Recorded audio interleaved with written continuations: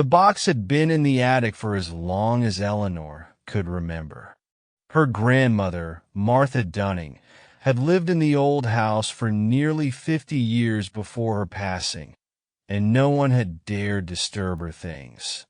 But after the funeral, the task fell to Eleanor to sort through the endless collections of trinkets, letters, and memories that had accumulated in the house over the decades. She hadn't intended to go through the attic that day. The musty smell, the thick dust that clung to every surface, the oppressive heat, it made the space unbearable.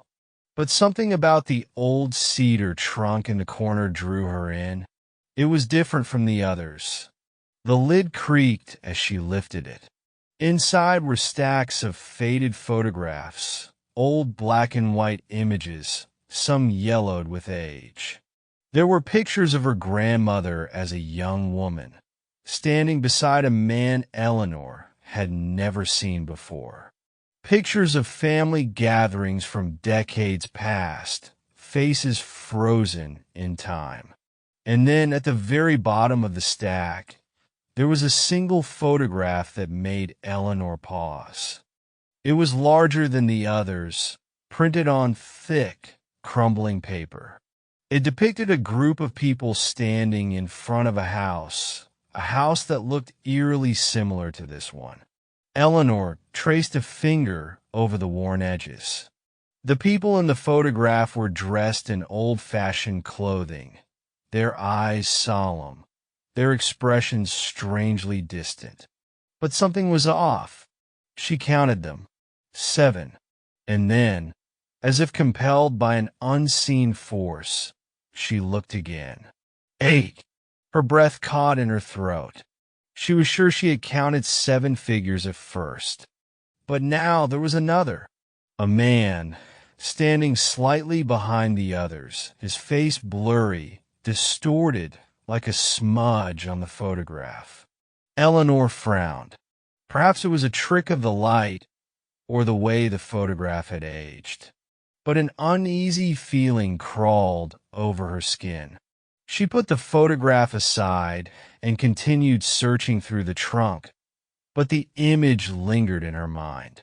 That night, as she lay in bed, she couldn't shake the feeling that something was watching her.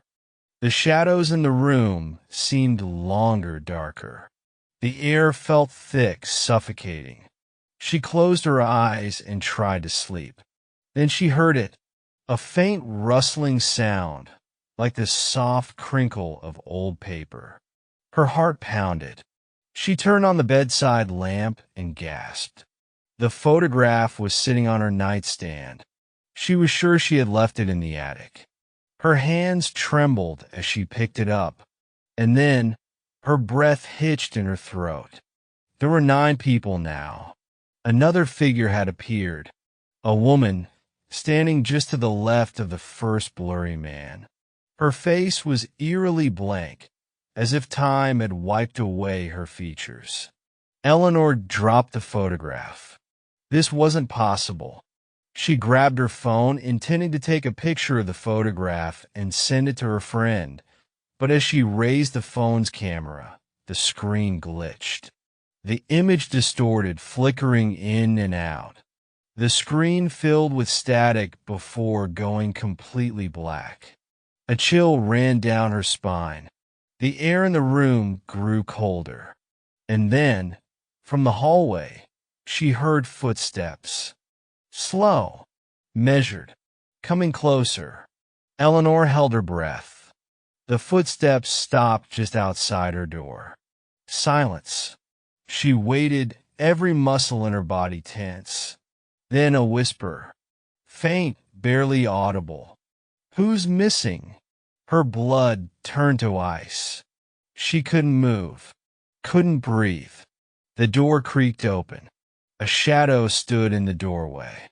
Tall, unmoving, watching. Eleanor screamed. The light flickered, once, twice, before plunging the room into darkness. When she woke up the next morning, she was curled up on the floor. Her skin was ice cold, her limbs stiff. The photograph lay beside her.